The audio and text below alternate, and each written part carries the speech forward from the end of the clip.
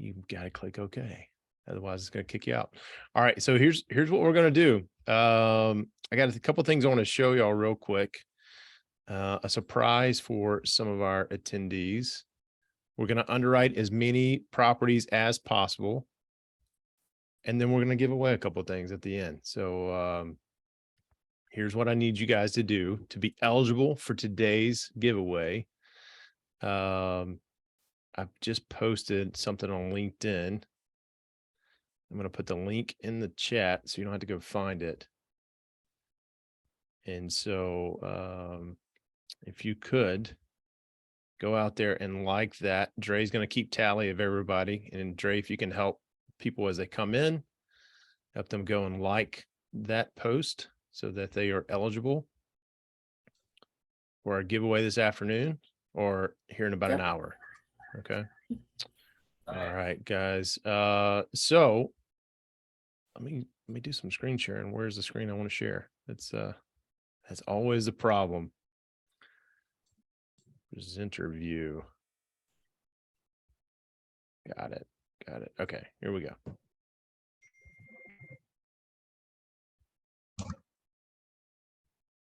You guys let me know what you see on your screen real quick.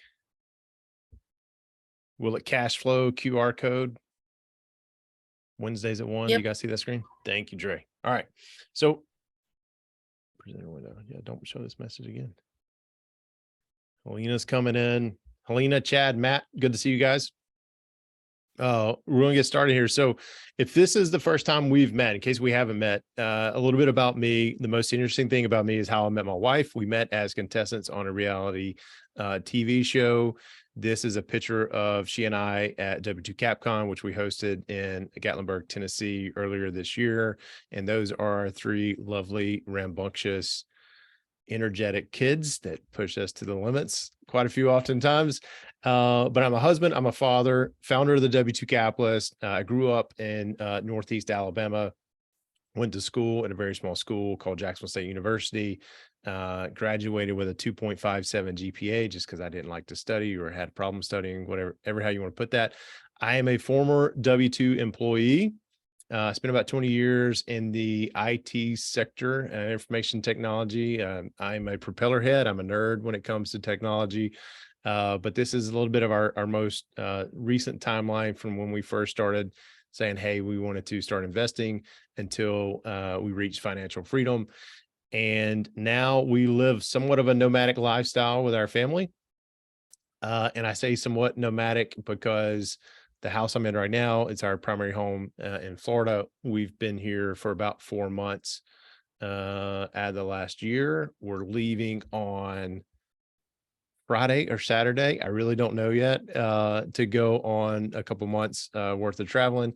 So that's why today is the last call in this series. And so I'm getting a lot of feedback from you guys saying how much you love them and how beneficial they are.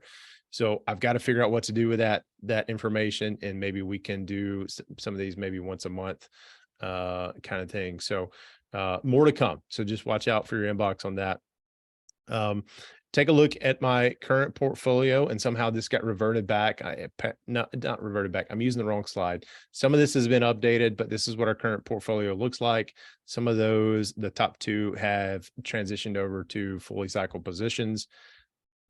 And this is a look at some of the fully cycled positions we've been a part of in the past, right? So real quick, everybody, we got some new faces in the chat. Let me know where you're from. Helena, I'm sorry, I did not update the map. I know it's probably still blurry. I'm going to do better next time. I didn't misspell distractions this week because it's not in the we're not doing a slide deck at all other than this one, right? But you guys, real quick, let me know where you're from in the chat. California, Eric from California, Texas, New York, San Antonio, Hickory, North Carolina. Okay. Matt, where is Hickory? How we were just talking about Boone and Maggie Valley earlier. Yeah, so Boone's going to be about an hour 45. I'm about 45 minutes outside of Charlotte, headed west. Okay. That's why that sounds familiar. Okay, Hickory. Yep. Okay. You're probably familiar because there was a comedian. What was that comedian's name from Hickory, Brooke? What was that comedian's name? Which one? The one that was Hickory, the Hemi. Oh, Anyway, it doesn't matter. But yeah, the Hemi guy that got on all the Dodge commercials. So moving on. If you think of him, let me know. I love. It sounds like he talks like where I'm from. John So, Reap. I don't know him, so I'm gonna look him up. Yeah. John Reap. Good afternoon to y'all. Good afternoon. Thank you for joining us. Thank you for joining us. So, real quick, again in the chat, I want to know what your investing level experience is. And as you can see on the screen, here's how I categorize people as a beginner, intermediate, or advanced. So just drop a 1, 2, or 3 in the chat.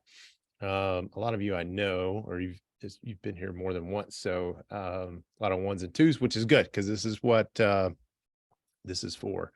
Alicia, we are getting into this. Dre, if you can follow up with Alicia, she's apparently having trouble seeing and hearing us. And if we have trouble with that, we'll make this a replay and make it available for everybody. All right. So real quick disclaimer and investing risk. You guys have probably seen this or heard this. Basically, this is what my attorneys want to say. Make sure I cover with you. You can take a screenshot of this if you want to. Make sure you take a screenshot of this one as well. And basically, it is to say that all investment carry particular risk. I'm not a CPA or certified financial planner. There are people who do that. Make sure you analyze any investment that you consider, not that we're pitching investments, but any investment that you consider with your certified financial planner and your CPA and things of that nature. Okay. So with that being said, I'm going to stop sharing that screen for a minute. And we've got a little bit of house cleaning to do. Let's see. Alicia's still having trouble.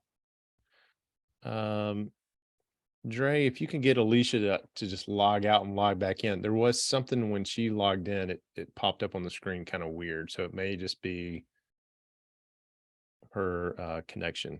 So if you can do that in a private chat. Okay. So a little house cleaning carryover from last week. So if you were here last week, you know, we gave out, we awarded some people who had applied to the W2 Capitalist Mastermind with something we've never done before, was an annual membership into the W2 Capitalist Mastermind. So Julia Reed, who's here today, won that. And I didn't think about this, or it never crossed my mind, because Julie and I have talked about her ambitions to get involved in real estate investing. And she filled out the application. She did everything to qualify. And I saw this message, but it didn't resonate with me. She said, "Hey, do I need to drop out of the drawing because I work for Mark?" So she's Mark Willis's assistant at Lake Growth Financial. Lake Growth is who sponsored last week's. And so while it's totally at random, she was randomly picked to be the winner. And so I was like, you know, I was thinking about this and I talked to Julia. I said, "Look, you're in. It's fine. Here's what we'll do. We'll give another one away for people who were here and qualified." So we're going to do that. We're going to get the business out of the way, and then we're going to underwrite some property. So I'm going to share my screen again. I'm going to share this one page. I'm going to try to. Let's see this one. All right. You're supposed to see, as soon as that Zoom window goes away, the wheel of names. Does anybody see the wheel of names? All right. So these are the people who were on the wheel last week, minus Julia. She already won. And so I'm going to click to spin. You guys are all my witnesses here to see who wins. And it's going to be Helena. Congratulations, Helena. Thanks. I will follow up with you. Dre, I didn't know, and you guys probably didn't hear this, but I didn't know when the fireworks starts going off, there's like a big audience clap and everything in the background. I didn't know that happened until just now, and I heard it. I don't know if you guys heard that or not. But anyway, so Helena, I will follow up with you on the next steps and getting you into the mastermind. So congratulations, Julia. Thank you for bringing that to my attention last week and following up with me. And I think that's incredible. Just awesome. So All right. Properties. We want to underwrite some properties. Brian, you hit my inbox first with one. And so are you ready to be on the hot seat, man? We'll take a look at this thing. Yeah, let's go. I'm ready to roll. All right. Did you happen to send me let me do something real quick. Let me clean up my screen. I sent you a pro forma. It doesn't look like they have the trailing T or anything like that, but it gives you the pro forma with numbers and asking price and all that. That's okay. That's fine. The bigger challenge is, can I find that email? That I is the can bigger send it to you challenge. again. I think I have the Excel spreadsheets. That's what you're referring to, right? Yes, sir. Okay. All right. Do you happen to know the address? It's got two, but you could probably look up 2899 Hampton Road, Cleveland, Ohio, 44120. But it's 2899 to 2905. All right. Let's see. One more time. I'm sorry. I'm catching up with you. 2899 Okay. Hampton Road, Hampton. Okay. Cleveland, Ohio. Okay. See what that brings up. And as you notice, I am starting out on the FEMA's flood report map. One of the things that I like to do, I don't particularly invest in flood zones. And so I want to know. I want to know if the property I'm looking at is in a flood zone. So let's take a look at this one. I don't know if it will be or not. Being Ohio, sometimes there's a river or lake or something. And the way I know if it's in a flood zone, if it's going to have any of this blue or orange highlighted that we see over here in the right-hand corner of the screen, that zone, was it AE or whatnot? So we should be good to go there. Okay. All right. So going to go to DEALCHECK. If you're not familiar with DEALCHECK, you're going to get some exposure to it today for sure. This is the application that I use to underwrite a property when I'm looking at tackling it myself. Now, if it's a bigger deal or something outside of my capital expenses, then I've got a fancy spreadsheet. It's a little bit more complicated to do. Takes a lot more time to do, where I can go in and divide in if the GP and the LP ownership, or if it's a joint venture, what that looks like, and do waterfall splits and all that super complicated stuff. But let me show you kind of purchase criteria if you're not familiar with DEALCHECK. Basically what I do, or I have for this exercise, I've got a couple of different purchase criterias here: 1% rule, 50% rule, cash flow per unit, it's at least $100 a month, cash on cash returns at least 8%.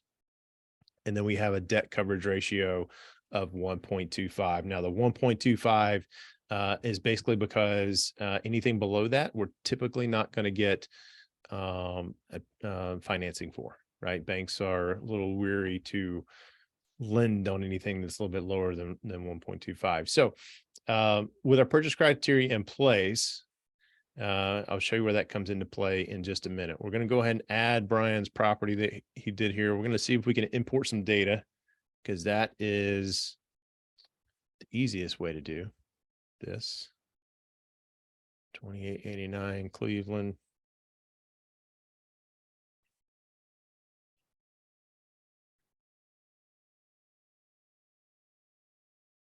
Maybe 2905.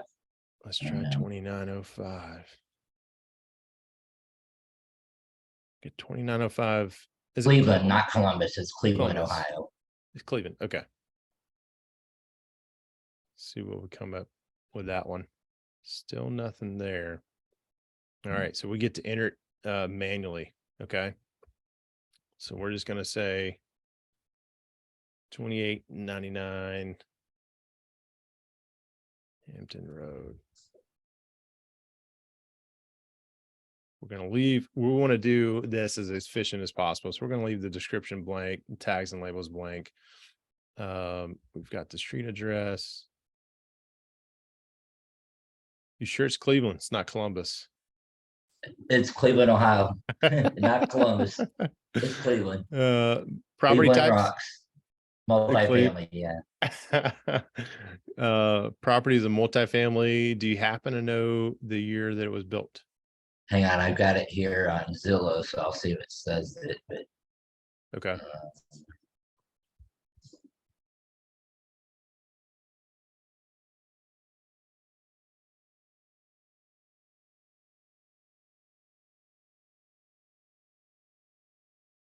I'm not seeing it on Zillow. And just to verify, this is the property right here. Yes, sir. Give me Looks one like- second. Looks like a castle, man.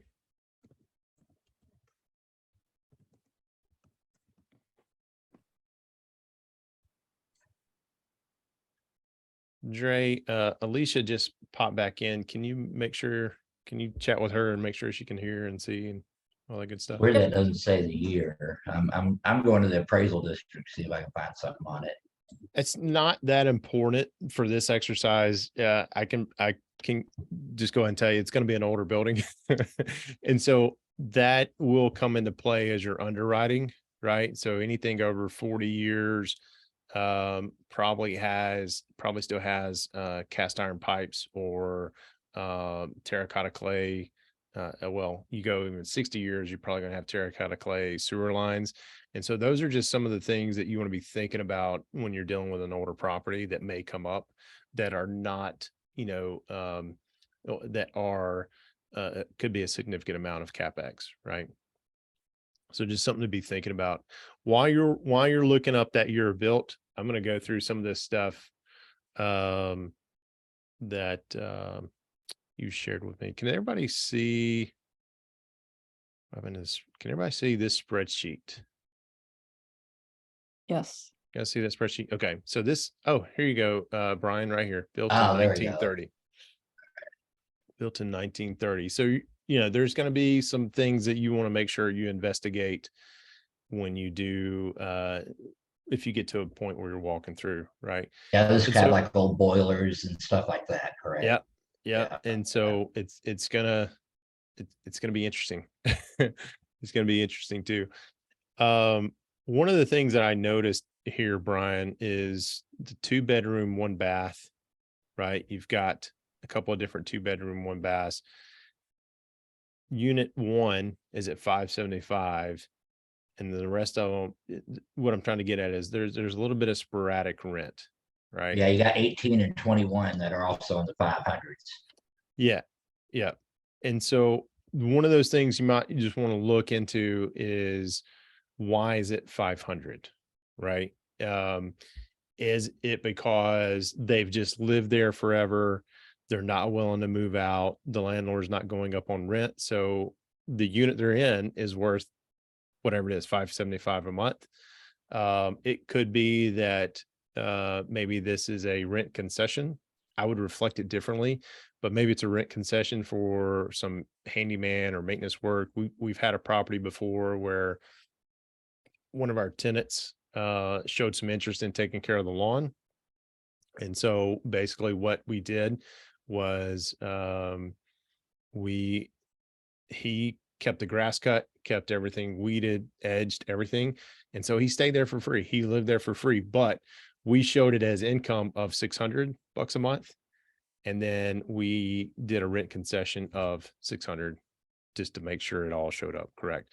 Because we didn't want to come in here and say, oh, well, he's not paying rent, right? It kind of throws off numbers.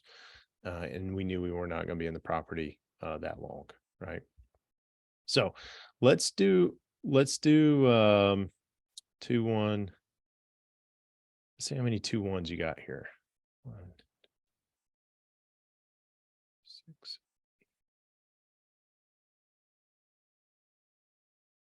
12 2-1s. Do you have any idea why some of these are at 1,050 and while the other ones are at 750, 950? You have any idea? He said the previous owner started raising rents with anticipation to sell. So I'm guessing he just hasn't taken enough time to raise those rents. He's Go through in it. the middle of doing that. And he's worried about interest rates. Is probably what I'm worried about, what I'm thinking. But Gotcha. I've not gone deep with this. This is one I came across and seemed interesting, but have not walked it or gotten really deep with it yet. Okay. We'll try to do that today. Most of these are going to be 2-1s. There's a 2-2 here. Is that correct, or do you think that's a typo? I think it's a typo because the only 2 2s are 3 2s. Everything else is one bathrooms, Okay. and they're getting the same amount. Yep. They've got $1,250 for the 3 2s, and they're getting $1,100 for this one, which is closer to a 2-1. I want to group these together, and there's probably an easier way to do it. Based on 2-1s and bedroom and That makeup and says 1 stuff. 2. Yeah, I'm wondering. That's odd. That's an odd setup, like a 1 bed, 1.5, maybe. They Just turn a round it up. utility closet into an apartment or something. Could have, or if a lot of the older properties, think of, no internet days. You had to have somebody there, right? So they had an office. And That so makes there was sense. probably a public bathroom for that. And for whatever reason, they may have made it into the 2. All right. So we've got presumably 13 2-bedroom, 1 bath, 7 1-1s, and 3 3-2s, right? And it's 23 units, or did I miscount? 27. Maybe that other one is supposed to be a 3 2. Seems like there'd be 4 3 2s. Like, I don't know. 3 seems like a weird number. Seems like the 3 bedrooms would be on the corners of this castle or something. Yeah. I don't know if that 2 2 is a 3 2 or a 2 1. I'd have to confirm that. It could go either way. Well, let me ask you this too. In this property composition, it says 27 units.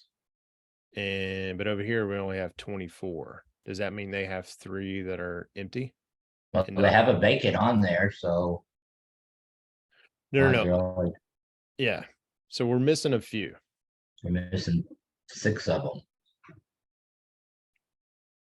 Well, we're missing 3. It's supposed to be a total of 27. And how many do We you don't- have?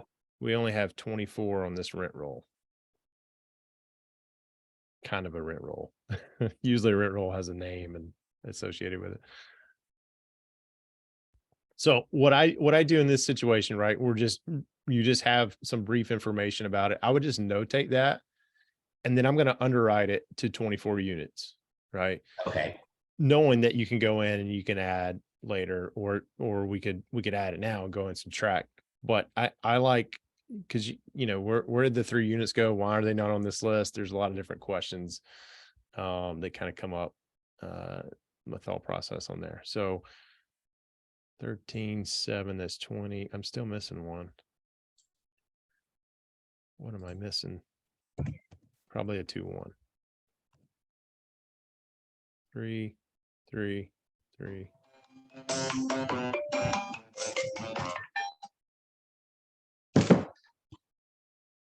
$15.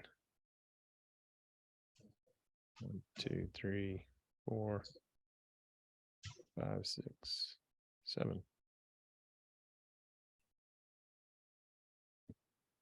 I think in the spreadsheet, it's a typo because I went back and in our email discussion, he says 24 units. Okay. So I think the 27 is actually a typo Okay. because this is always a 24 unit that I was looking at. You kind of caught me off guard. I didn't notice that 27. And even in the emails, we're discussing 24 units. Okay. So And that's where you did the right thing by underwriting it with 24 units. Awesome. And that's just my conservative nature, right? That's great. And I missed that very bottom Okay, that's fine. All right, so we got 14 2-1s. So we're gonna edit our unit composition here. We're gonna say 14, 2-bedroom, 1-bath. We don't really care about the square footage. What we do care about is what we think we can get for rent, right? What is our market rent? And we could do this a couple of different ways. We could go to Rent-A-Meter, we could go to RentCast.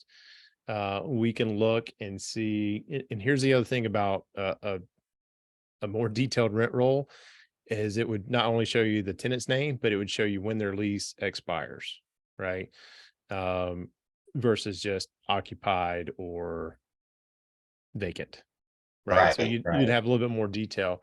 And so that's one thing I want to make sure that you're doing, reviewing all your leases, making sure that when these things are going to expire, if they are. And so let's assume with these 2-1s, 1,050, right? He's getting that on a few of them now, so it's kind of setting the market. So let's assume that's what we're going to be within about a year or so. Okay. Next thing we're going to do is we're going to add the 1-bedroom, 1-bath. Jamie O'Brien, good to see you, sir. You are on my list of people to call. Good to be here, my friend. 1-bedroom, 1-bath. We've got 7 of those. He's got one at 950.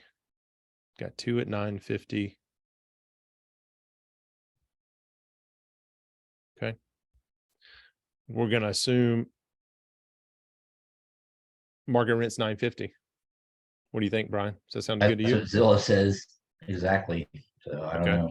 And it seems like that's what he's getting. I mean, we'd have to look and see which ones are getting 950, which ones aren't, and did he update any of them?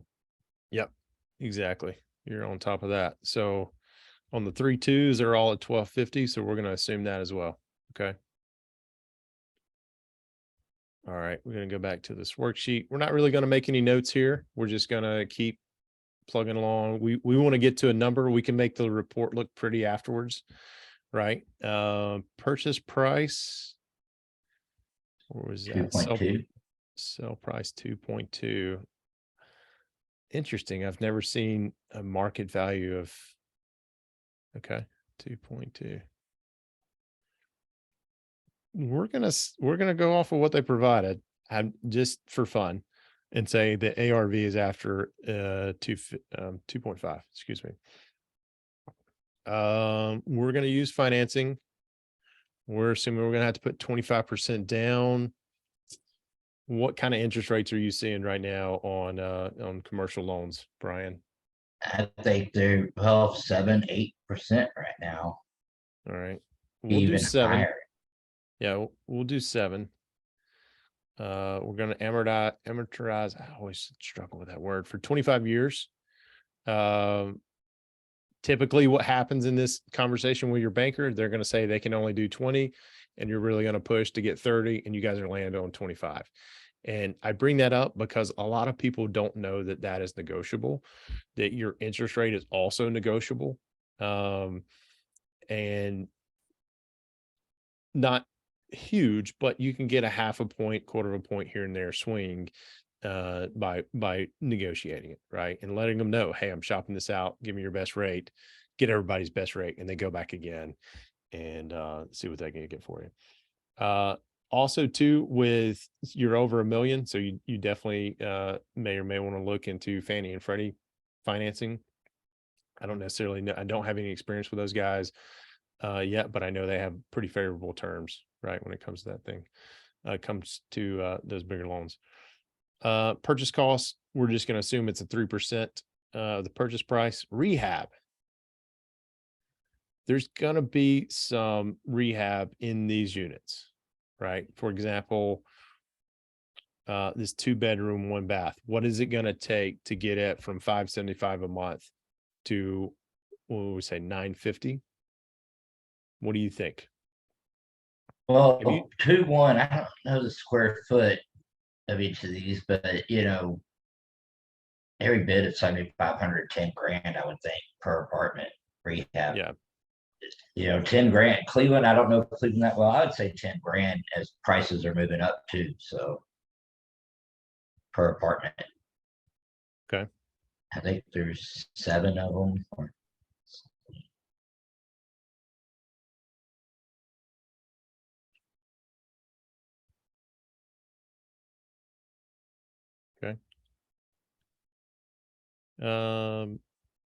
These 850, 825, you're right there. I don't know if there's gonna be a whole lot. 560, definitely need to put some, and 3.3s. Let's assume you're not gonna do anything to those right now. So you've got a total of 9. Yeah. 9 times 75, that's quick math, 70,000.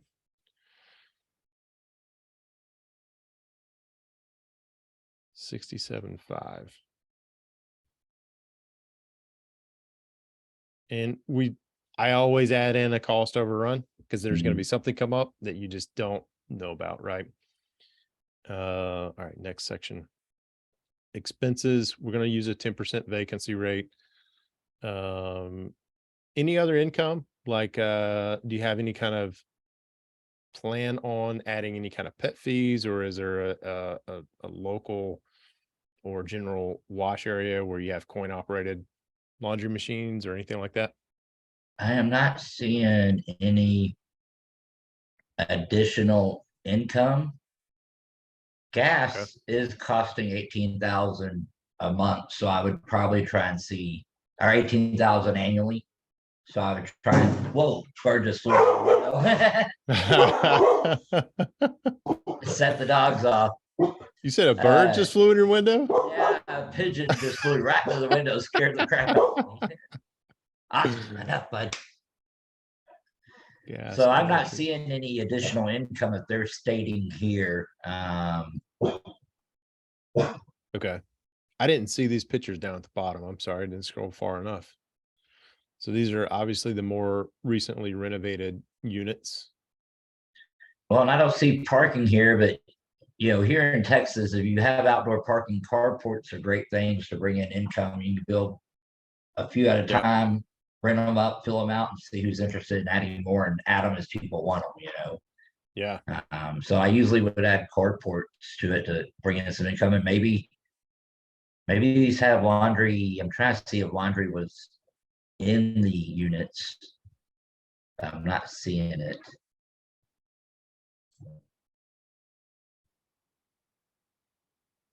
Let's see if we can figure out what the parking situation is.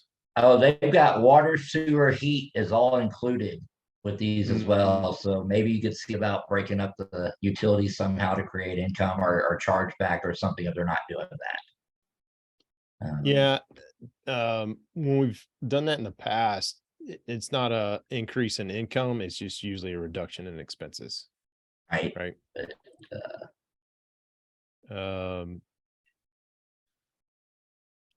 I would definitely, it's got to be both buildings right here, but it's hard for me to see there's let's see, 2901 enough parking for that amount of units. for yeah, look how they're parked for carports. So I would put that on the list of things to check out as well. All right. Hey, Hannah, good to see you. Good to see you. Sorry, just catching up on the chat here. All right, so for additional income, we'll just leave it blank for now. There may be an opportunity later on to come up with something. Operating expenses, we'll leave at 50%. Did I see? They're claiming a little bit better than 50%.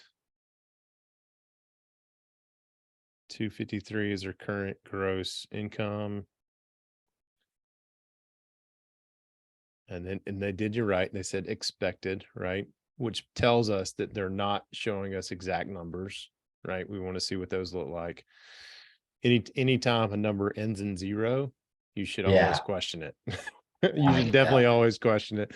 There should be a more specific number here. But if this is managed by, what's traditionally called mom and pop, they probably don't have the best books, right? They may actually do their books on something like this, just an 8.5 by 11 sheet of paper that's folded in half. I mean, it happens. I've looked at a lot of books that look like that.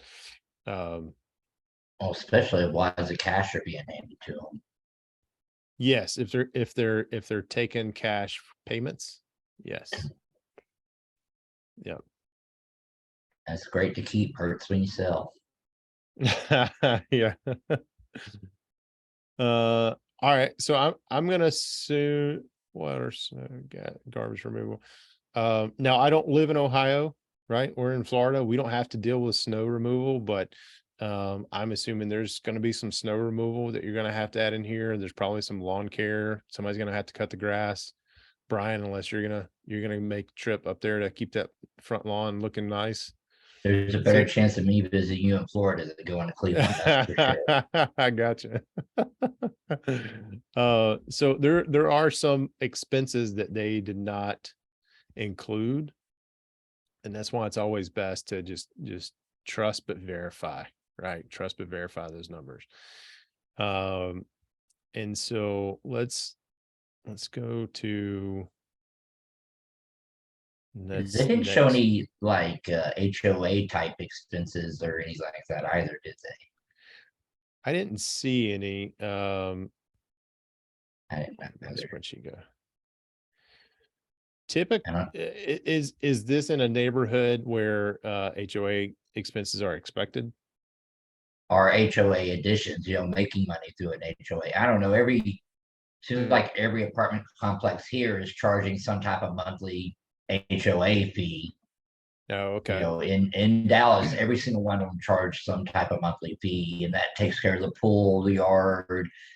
That's what they tell you, but they call it a homeowners association to keep the outside nice. And it's kind of becoming real popular in Dallas that every apartment's charging it almost. Even you're saying apartment buildings charge this? Yeah, so many multifamily most will charge it. Wow. They have any type of lawn care, there's no pool. If there's any type of lawn care, trash, anything like that, they charge a monthly fee on top of your rent. Okay. So they're segmenting that out the way they They capture call that. it an That's interesting. HOA fee because that's what we're accepting of hearing. Okay.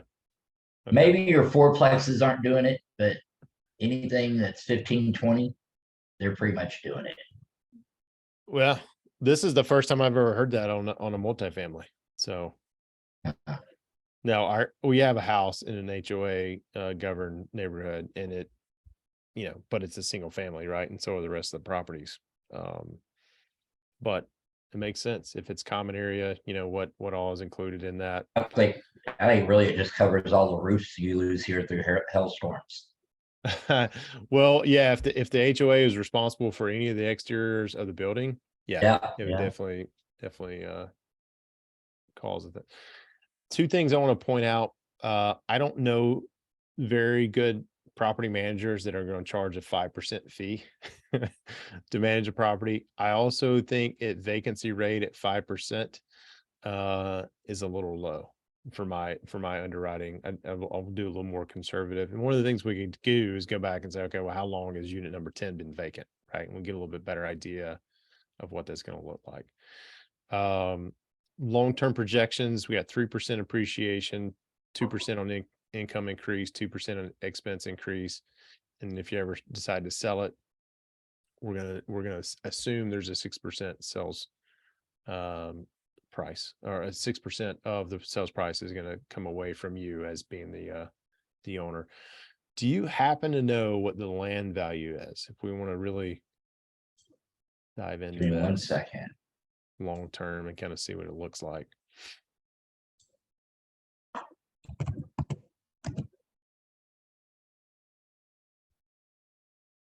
Weird, it pulls it up as Wade Hampton As the city? as the street. Yeah. Not Hampton. Let me just make sure I'm in the right Liberty County. Let me make sure I'm in the right county. Ohio. Great.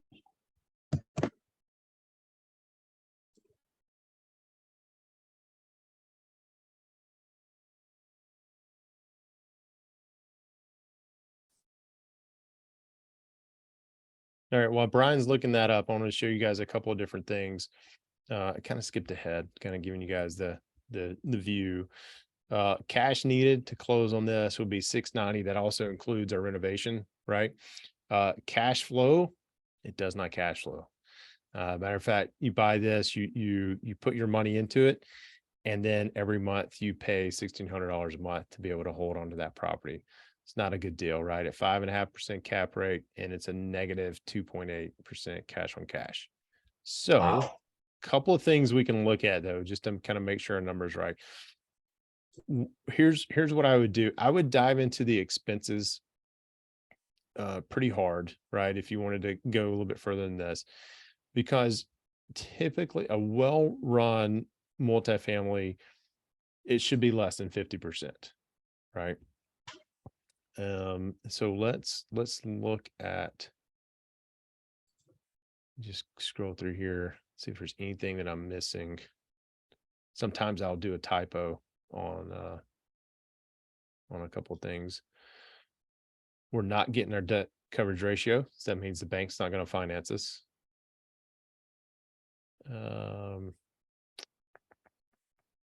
I mentioned this earlier with the purchase criteria. Obviously, at the bottom of the property analysis is going to show you, what it hits and what it does not hit on your purchase criteria. But at the top, this red X over here, it gives you a preview of that as well. And as you're working this worksheet, any point in time that thing turns green, you've hit all of your criteria that are in there. So let's look at something. Will it tell you like what you should offer to make this a deal? It does. There's on the left-hand side, there's this offer calculator, right? And so you come in here, typically what it would tell you is here's your highest offer based off of your purchase criteria. But because we have a 50% rule as part of our, our quick napkin test, it's not, it'll never work because of that. So what we'll do is we'll go in here and edit some of that. And I think, one of the things you can look at, you brought up, were utilities, right? And some of this you're going to have just because there's probably some common ground. There's probably some light poles. There's probably, there's probably an outside spigot where you're going to pay for water. So there's some of that you're going to pay for annually, but for the most part, you should be able to bill back most of that to your tenants. Now, the question is, will they be okay with paying for that with these rents, right? And that's where some market research is going to come in. That's the things like Renometer and Rentcast and Zillow won't tell you is that, hey, for $950 a month, this includes water, gas, electricity, cable, whatever the case is, right? So they won't necessarily tell you that.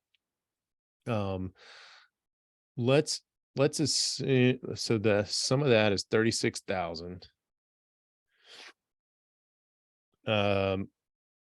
Let's make an assumption that we're going to hold back 10%, right? So 3,600 is what the property is going to be responsible for all of that. So now we have 32,000 that we can possibly bill back to the tenants, right? And so basically what I want to do with that is I want to take that divide it by, take our 32,400, divide it by 24, right? And then we're going to divide it by 12 to get our monthly number. So there's an extra 112.50 that you possibly could come back and bill back to the tenant, right? But it's going to take some market research. It could be that for $950 or $1,250, that is expected to be included, and you're not going to be able to get higher rents or get tenants to pay for it, right? I love properties where you can put it in the tenant's name or you can implement RUBS. And RUBS is basically a utility billing system, a ratio utility billing system where, let's say that the water bill $6,600 annually for 22 units. That seems really cheap, by the way.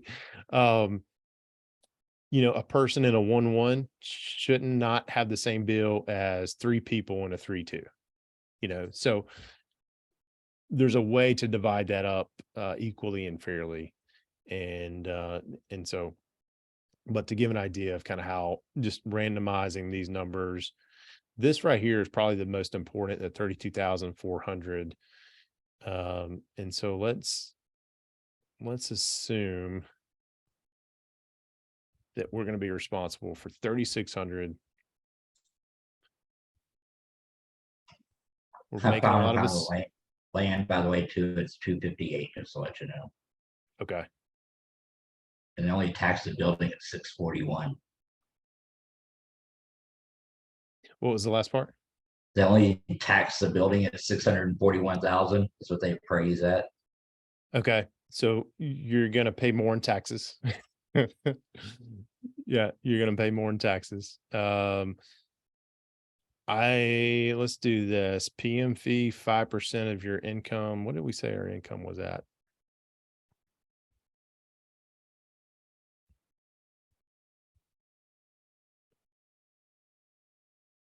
Gross rent, well, 271. So we're going to say 271 times 0.0. So a true So- evaluation is going to take hours and require a lot of research, but this is a great way to see if you should even spend that time. If it doesn't pass Yeah. the sniff test, it's not worth going deeper really. So this is a way to spend 30 minutes with DEALCHEck. And I mean, Yeah. it doesn't mean it's a deal just because they say it is, but it's worth digging deeper.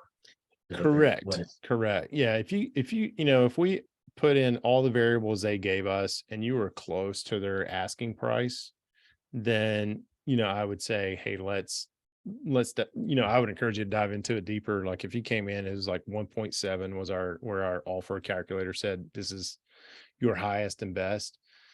Then, hey, okay, let's spend some time on here. Where DEALCHEck really comes into play is when we can import that data, because it would have imported it so quick. Within seconds, we would have been able to look at it and say, okay, here's what we need to know. But like a lot of these tools, they depend on property records. And one of the things I noticed when I looked up Zillow a minute ago is when I put in Hampton Road, it starts bringing up the individual units, right? And so you see that 2, 3A, 4, 1A. So it doesn't, Zillow and the county records may not be looking at it as one unit, but looking at them as individual units. And that's why it wasn't able to import that information.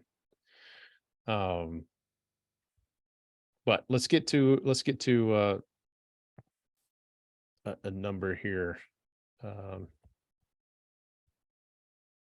What do we say? Vacancy rate, we're going to do, what do we say, 10%? Well, we already got that calculated in. Okay. So that's still super, super cheap. That maintenance seems really cheap for a 30-year-old building. And you're right, I Yeah. don't see any lawn care or any, You're spending more than $4,200 a year on maintenance and upkeep. However, if they came in, and this is where your doing further due diligence is going to come into play. If they went in and they put in all new electrical, they put in all new plumbing, right? They put in all new HVACs, took the boilers out or replaced the boilers, whatever the case was, and you have pretty much a brand new building, then your maintenance should be expected to be lower, at least for the next 5 to 7 years. 4,200 lower. I don't know. with no CapEx. Yeah. There's no CapEx in there anywhere. You know what I mean? So you're not spending money improving the building, but you're not spending money on maintenance. It just doesn't add sense to me. Well, typically in a pro forma, they don't add in CapEx, right? Because the pro forma is telling the next person, hey, this is what this property can possibly do with the right resources, right? And yeah, but I think they would mention if they had just put in $100,000 remodeling into it, you would have it somewhere. I'm telling you, if they'd spent 100 grand last year updating the building, you'd know somewhere in here they spent that 100 They'd grand. spend I it. promise. The way these books are kept. It definitely would. And that's where when you come and you ask, okay, I like it enough, I want to see the T12, then you should be able to see in that T12 what they spent money on, right? If there's none, and there's none from the previous T12, and then you even go back a third year and there's none, I don't know. It's going to show up in your inspection anyway, right? If you want to take it that far, but No, I don't. And I really Yeah. appreciate you doing this for me. I mean, it was interesting and it's not a deal. So I learned not a at, lot from it though. not at the moment, but I would still, here's one thing I have trouble with is it is a beautiful building. You know what I mean? Like it is, I love it. Yeah, that's what piqued my interest is I like those type buildings. and so I stay away from properties that I say look beautiful on the outside. Interesting. Because that emotional piece comes in and then I'm like, okay, I gotta have it. And then subconsciously, not meaning to, but subconsciously, I'll start fudging the numbers to make it work. You know, it only took me one time in a bad deal where we lost money. You guys saw it on that slide earlier. I lost money. It's because I looked at this property and I loved it for what it was, not for the revenue that it could generate. And so after that, I was like, never again. I'm not even going to look at this type of property. I'm not going to do it. I'm not going to do it. So, Good advice. Yeah. I'm bad with that single family homes. If it's historical and has a wraparound porch, I want it. Yeah. Old wood. I mean, it's like, we can make it look better. So I've got to get those emotional ties out of there. I do. We've got one right now that we're working through. I love them. Questionable if we've lost money on it just yet, but Usually you do on the historical ones. yeah, Money pits. money pits. That's right. They're everyone does one because they want the photos of the historical home they remodeled. So you do one to get the photos that you say never again. Yeah. So but I just man, it's sad to see them falling apart. Yep. All right, guys, we're almost up on time, but I wanted to do more than one. So Xavier, if you're cool with it, I'm going to look up your property address. You still around? I didn't even look. Yeah, I'm here. I want to look up your property as soon as I find wherever my email went. And I can let you know the address. oh yeah, let's do that. You guys can't see anything right now, can you? Nope. No, we can't. All right. Now how we about can. Okay. Yeah. All right. What's It's address? 3723 North Whipple double P Street. And You guys that's in know I'm Chicago. horrible at spelling, so is that Yep. how you spell? You got it. Okay. Ross, are you still around? We got a Chicago property we're looking at.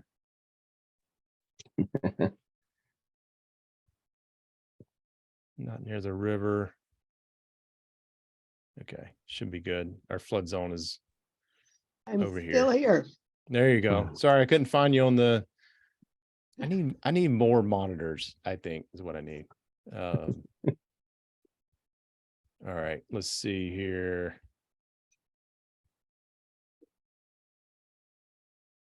Get this window out of the way.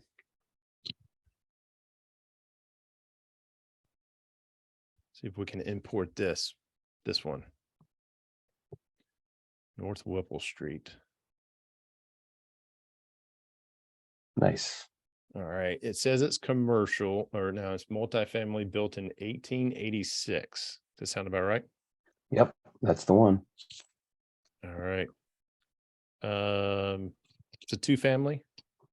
Yeah, it's a 2-unit. Yep. Okay. Property value estimates. DEALCHECK estimate comes in at 530. Rent cast estimates 1590. Tax amount. I sent you a 4-unit. Okay. If I don't know that we're going to have time to look at it today. That's But if- okay. That's if- okay. No problem. If this one goes fast, we'll look at that one next. Last sold in 2014 for 275. And is this the property right here, Xavier? I know you sent Yeah, me that's some the one. pictures too. Okay. All right, let's save it and then let's get to work on it. Don't pay attention to any of this right now. All right, let's go to multifamily, 2 units. So that's about one of the so there's the first unit is 2-bed. So it's just counting that first one. There's a top unit and then there's a garden unit actually. Okay. So I'd say that so that's 16 is probably market rent right now. The top one would probably go for probably about 14. Okay. And then the garden unit probably for I'd say maybe 11, 12. So So hang on, let me make sure I understood. There's 2 units in the house and then there's a 3rd unit. yeah, the 3rd unit is a garden unit, which is Okay. It's a non-conforming unit. So, but there's still a tenant there and they're collecting rent. Okay. And you said So it was it's a- 1100. Yeah, for the garden unit. And what was the makeup of that? 1 bedroom, It's a 1. It's a 1-1. 1. Okay.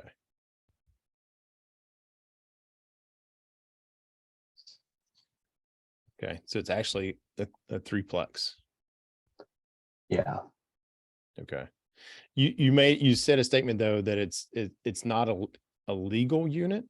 Right. It's zoned for 2. Okay. Does that draw any concern for you if you were to go forward with purchasing it or? Not really. Okay. It should, but it does not. Okay. Especially because they're collecting rent, and I would probably just keep that tenant in that one, and then the other 2, I'd probably want to have vacant, and then spruce those up. Okay. Gotcha. Okay. All right. Let's go back to this purchase worksheet. What's the So they're ask? asking for 375. Okay. 375. The ARV, you're going to put any money into it? Yeah, I'll probably put around 50 to 60,000. I'm thinking, yeah. So if I put that much, I think that after repair value would probably be 500 conservatively. Okay.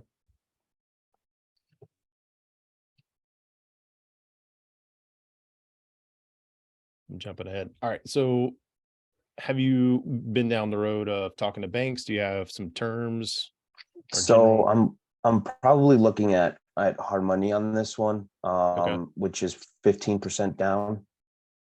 The interest is probably around 10, 11%. I'd probably go 11% just to be conservative. And that's going to be interest only, So right? yeah, so that's gonna be, I don't know how to do that on this thing. Well, I don't know that I've ever run one on this either. So we're going to leave the Okay. long-term blank. Because ideally, it's probably going to be like a 8-month Yep. turnaround, and then I'm going to refi it. Yep. Okay. Let's see what this does. I don't know. It may throw us an error here. Okay. Purchase cost, rehab cost, you said 60, excuse me. That's that's fine. I'd say Okay. that includes the cost overrun, but we can leave that.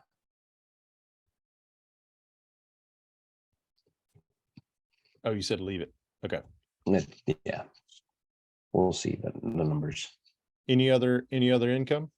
So there's a 2-car Besides- garage. I'll probably do 100 per. So 2 units of 200 a month. Okay. Like it. I like it. What is Operating the cost overrun? I'm sorry. No, go ahead, Alicia. What was that? What was the cost overrun? I think that's what it said. Yeah, we're gonna leave it at 10%. So you know, when you rehab a property, there's always gonna be something that comes up that Oh, may okay. go above your budget. And so 10% is a good number. Jamie, what do you normally do for cost overrun? Oh, wrong person to ask right now. My current project or normally? No, when you're On paper. yeah, when you're underwriting, what do you normally put for cost overrun? I usually build in about 10%. Yeah. Okay. Somewhere What's in your that current range. project? I don't want to talk about it. Okay. It's probably 20% overrun. It's about 20%. Yeah. Yeah. Thank you. You bet. Thank you. All right, we're gonna leave 50% operating expenses, long-term projections. We're gonna leave all that. Do you know what the land value is, Xavier? I was looking up when you asked us. It's probably like 68. That's the market value, 68,000. All right, we're gonna look at this as what it would look in the hard money loan. It's not gonna make sense, right? What will make sense is once you refinance out. Right. And so ideally, once you do that, you hope that you don't have any money in the property, right? And so, you know, you can even put your down payment as a 0%. And your interest rate is going to be, actually, before I do that, I want to see what this comes out to be. Yeah, and then we can kind of go back and Then see we if go back. Yep. yeah. And so, Hey, just a thought, Jay. I'm sure you know this, but you might be able to run it as a burr. yeah, and they have that part of the calculator over here. I've just never done it before. Okay. You're right. You're right. I like that idea. You guys want to do that real quick? Yeah, that's what I would want to do. Let's as you can see, I've never done the Burr calculator. So we're in uncharted territories here for me. Thank you, Jamie. Yeah, man. I can help walk through if you need. It just typically, if I remember correctly, rolls that hard money cost and gives you Into the it. option to show both loans. Yeah.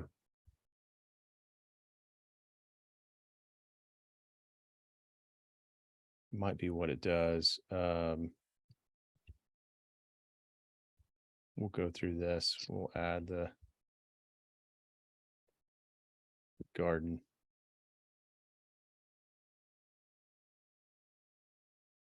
Xavier, that was 1100. Yeah, we'll do 1100. And I wonder if the difference is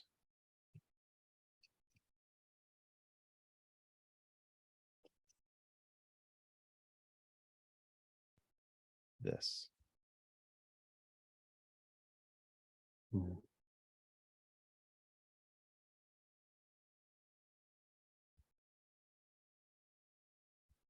Okay. Of course, we have that on the other.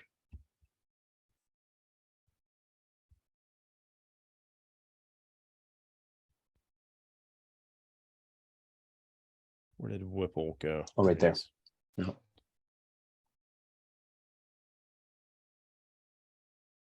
Let me get back over here. I'm curious now. Go Jamie, scroll you got down. me. Yeah, scroll down. Keep going. Keep going. So here you do your purchase rehab and then your refinance. There it is. Okay. Thank you. Yep. All right, we're gonna get rid of that. Oh.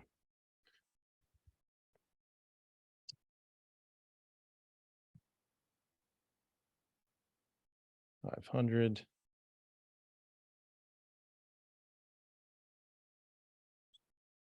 Yeah.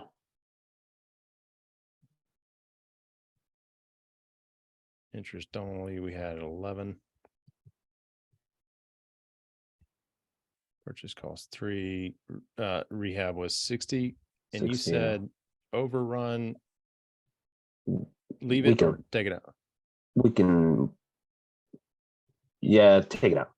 Take it out. Okay. Because it was about 50 something, and then I did the 10%. So yeah, we'll do that. Make it easier. All right. And you said about 8 months Yeah. to do the refinance. Yeah, from close to Finance. close, it would be 8 months. Yep. And then Okay. Going to refinance over the ARV. God, wouldn't we all love 4% interest right now? Yeah. Probably 6.5. I'd say 7, maybe, to be conservative. Yeah. Let's do 6.5 in 30-year term. Yeah. 30-year term. Are you doing traditional financing, DSCR financing? What do you think this loan's going to be? So this one's probably just going to be a regular, just a regular investment loan, conventional. It's not going to be a DSCR loan. Okay. Otherwise, it'd be a little bit more higher interest. Correct. Refinance costs 3% of the ARV. That seems a little high, or am I wrong? Yeah, I'd probably say 1.5, 2. Yeah. Yep. Vacancy rate 10. You're getting $200 a month for parking. We can assume 50% of the rent, right? It's covering Yeah. expenses. Might I be a think little so. less. Appreciation income. And you can, was it 68, 8,000. All right. All right. I'm going to scroll back up and let's go through this one more time. We had a purchase price of 375, ARV of 500.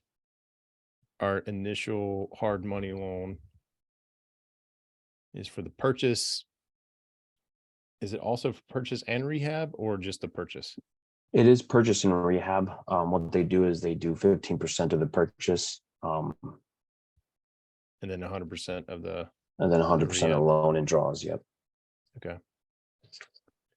And so we need to change. No, we're not going to change that. Okay. Amortizing 11%. Well, like that. Rehab cost is 60,000. Hold it for 8 months. This is our traditional loan. Amortize 6.5% at 30 years. It's like correct on the rent roll. Yeah. Okay. All right. Let's see what it spits out here. Not what we were hoping. I knew there was a red X over here, but fells a 50% rule. Cash flows less than 50%. All right.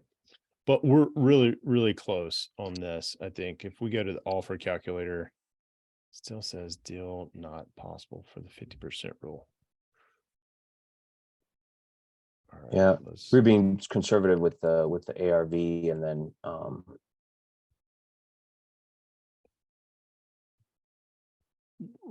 So not super crazy, but maybe realistic. What do you think the ARV is going to be? 540, 550, I think.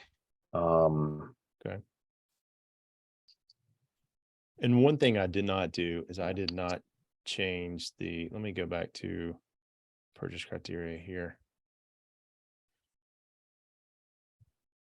Let's just take this off.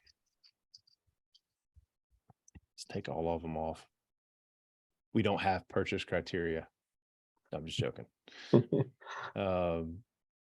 Just to see if we can play with the offer calculator a little bit. So why did that go more negative? Negative. It's because we increased the ARV. Oh, I think we increased the loan amount. Yeah, so the loan amount would have went up. Yep. Yep. Hey, you can adjust your loan amount, which may affect these numbers. So if you're not gonna refinance out the All of it? entire, 75%, Oh yeah, that's right. because that'll definitely throw you off sometimes. So let's So do you can. 70. Some what I- lenders, right? What's that?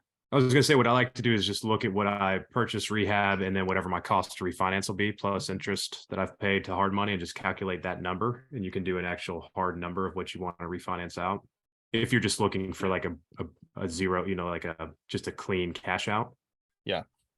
And that'll give you kind of your real numbers there. So let's do a little math here.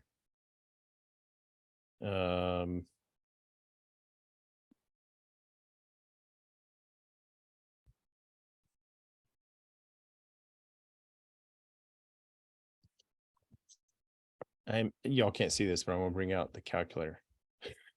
The actual calculator. Actually, where did Excel go? Let's do a new workbook. And let me share this so you guys can see this.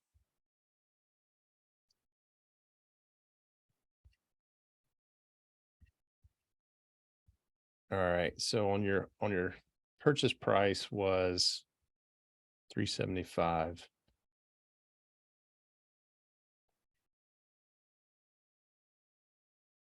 Your rehab was 60.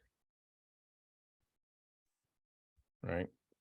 Mhm. So you're putting 15% down. Well, And you're gonna pay, I'm gonna round up your interest just for real quick. yeah, 12%. calculation to Yeah. 12%. Yeah. Yeah. Yeah. So you're gonna pay 44,350 Yep. per month for 8 months.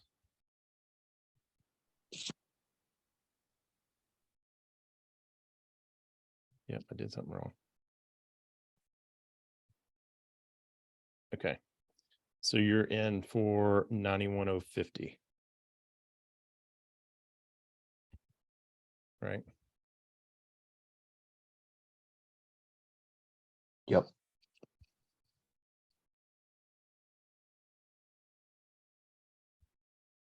Oh yeah, 4, 3. Yep. So what is, let's say it comes in at 540.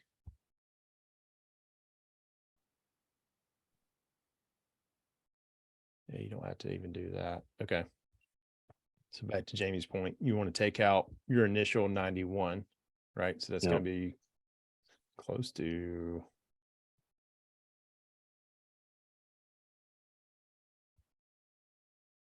No, you're overthinking this, Jay. You am I? need to do, you need to do because he's going to cash out that first loan as well, right? Xavier? Yep. Yeah. So So I got to pay that back. he's what is that number? 375 plus 60. Is the So he's 435 plus interest and closing cost is what I would calculate to refinance out. Gotcha. So Okay. Yep. That is a much easier way to do that. All right. So you're saying this plus that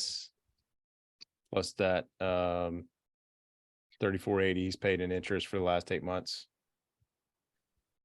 It's 469,800. And then you've paid, what did we say, 1.5% to refinance? Jamie, what does that come down to percentage for you when you do a BRRRR? yeah, it depends on what loan, but I would calculate in 3% to would? refinance. Yeah. Okay. So then we've got, It may be less, but again, it depends. all right, so we're at 483. Right. So we got the original loan amount plus interest for the 8 months on the hard money, plus the cost of refinance. Yep. So we're at 483. And so as I'm looking up to the right and wondering where do I go next? So refinance traditional loan, go down to Yep. loan. Instead of 70%, click on percent of ARV. And you should be able to change that. Well, There you go. Custom amount.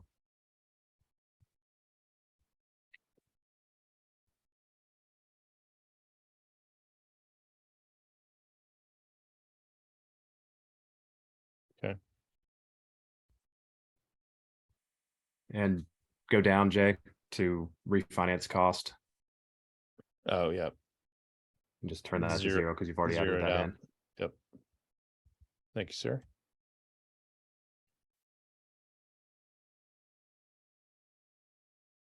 It went back to 3 for some reason. That was the purchase cost. the Oh, my initial bad. My bad. Purchase. It jumped up there. That was, I know what you're talking about. Just want to scroll down. Okay, it did zero that out.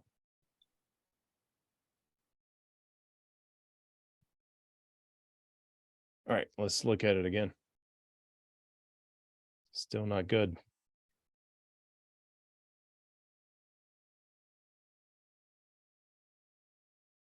Yeah, if you take out the see what they actually not take out the numbers, but in the deal, take out to see how much I would need to make it a deal.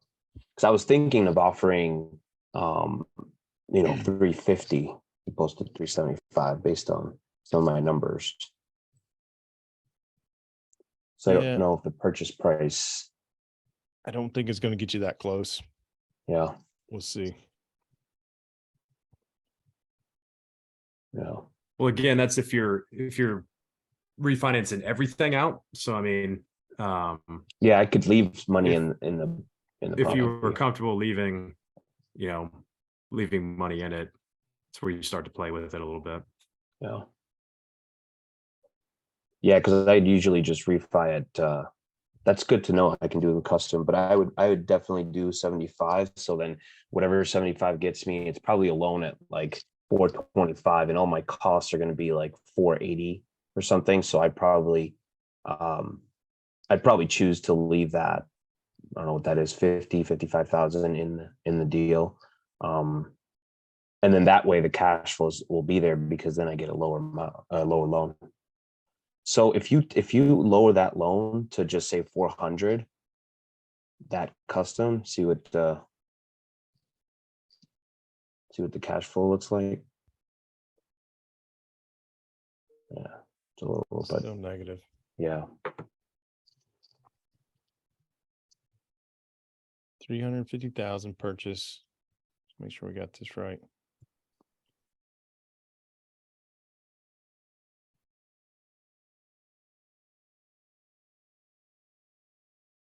Ooh, this is me geeking out. Sorry. There's a slider bar right here. We could adjust that if we wow. needed to. I don't. do 6 months. Do 6 months. See what happens. Usually it takes. I was being conservative on 8, but it's not an extensive rehab. No, I didn't do much. Didn't do much at all. Lowered your Okay. cash on cash return, but didn't do anything for cash flow. Yeah, I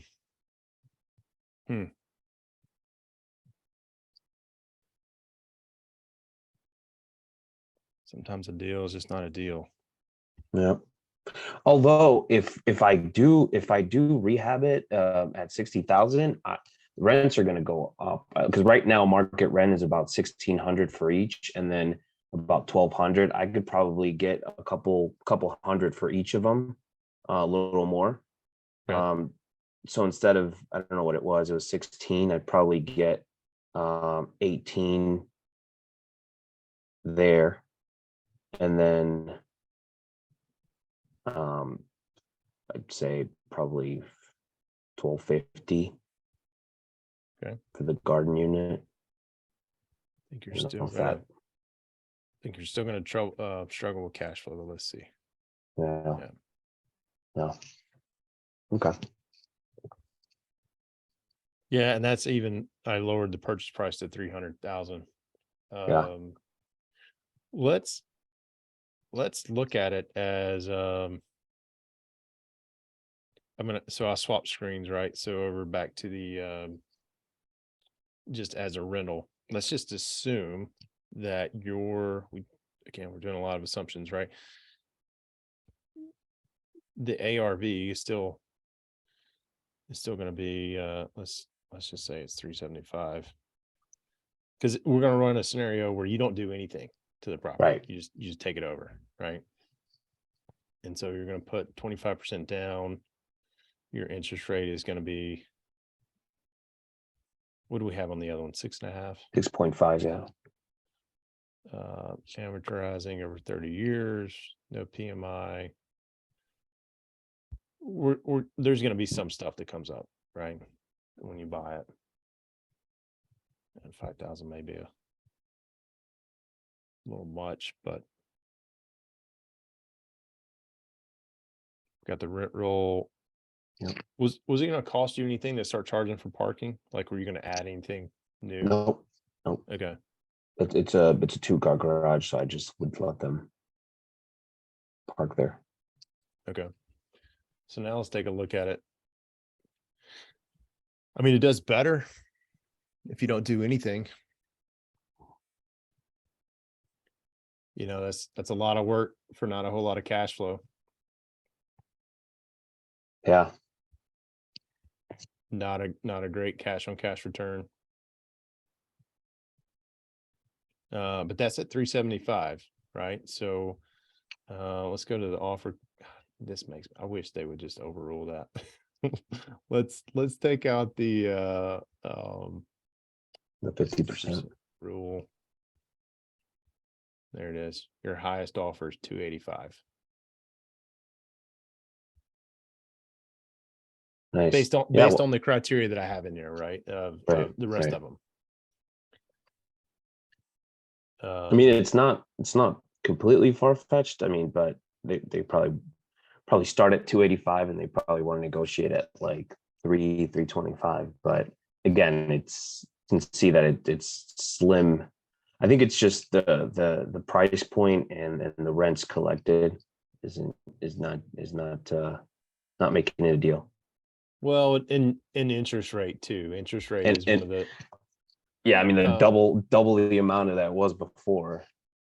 sellers have most sellers have not adjusted to the higher interest rate just yet. The market's still, they're getting there. they're getting there. But it's still, I feel like we've got a little bit of ways to go. And if they keep lowering them, great, right? Better for everybody. And just, I said this the other day to somebody, because we were underwriting a property, and I'm like, all right, yeah, I'm gonna offer 285. It's like, no. This is your target price. This is not your initial offer price. And they're like, oh, wait, what? And I was like, no. I was like, this is not where you lead in unless you just feel like it's gonna get it done and you just want to be stern on it. But this is not your target, right? Yeah, that's the highest. I mean, this offer. is your target. It's not your initial offer.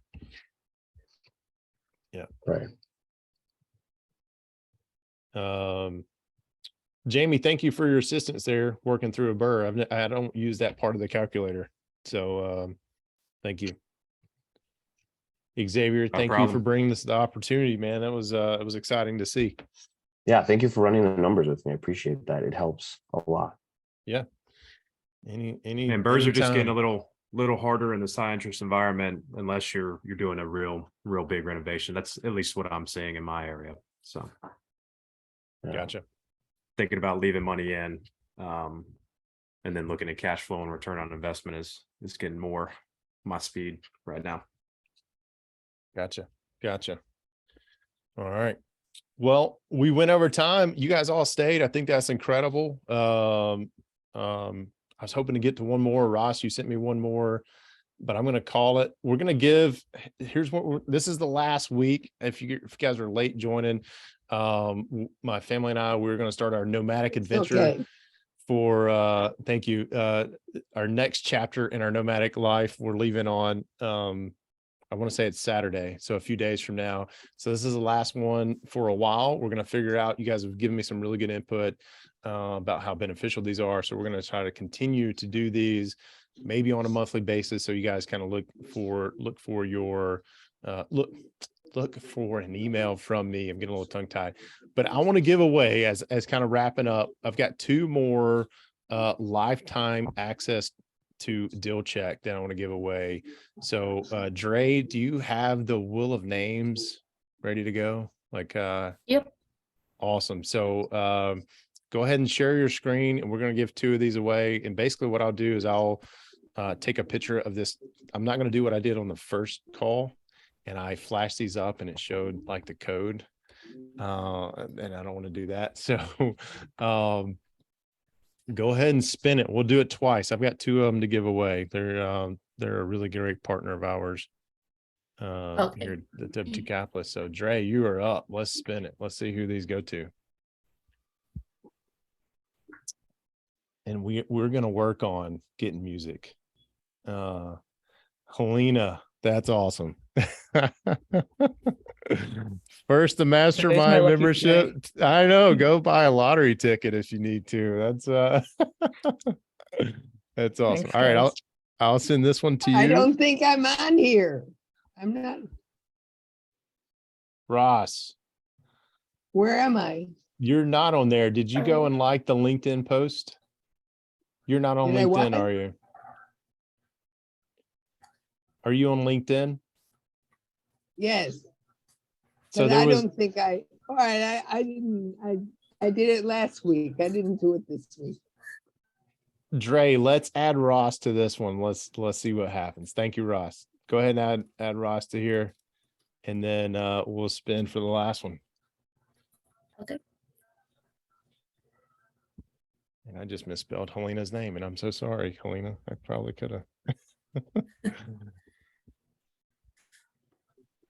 Elena, I want to go with you to buy I know.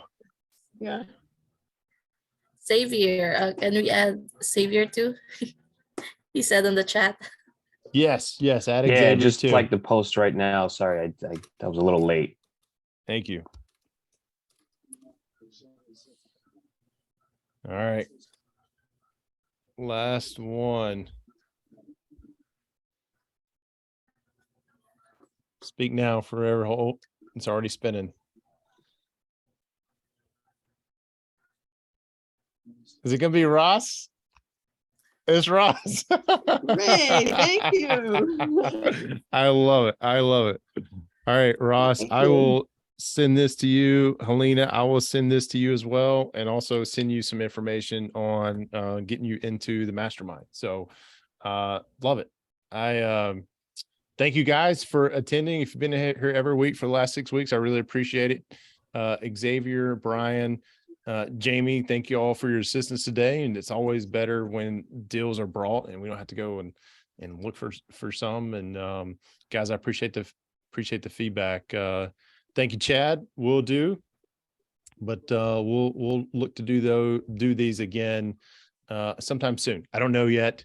I got to figure out our travel plans and being told where Have we're a going. good time. We will. Whatever. We will. So all right, y'all. Have a great day, and I'll see you soon. See you guys.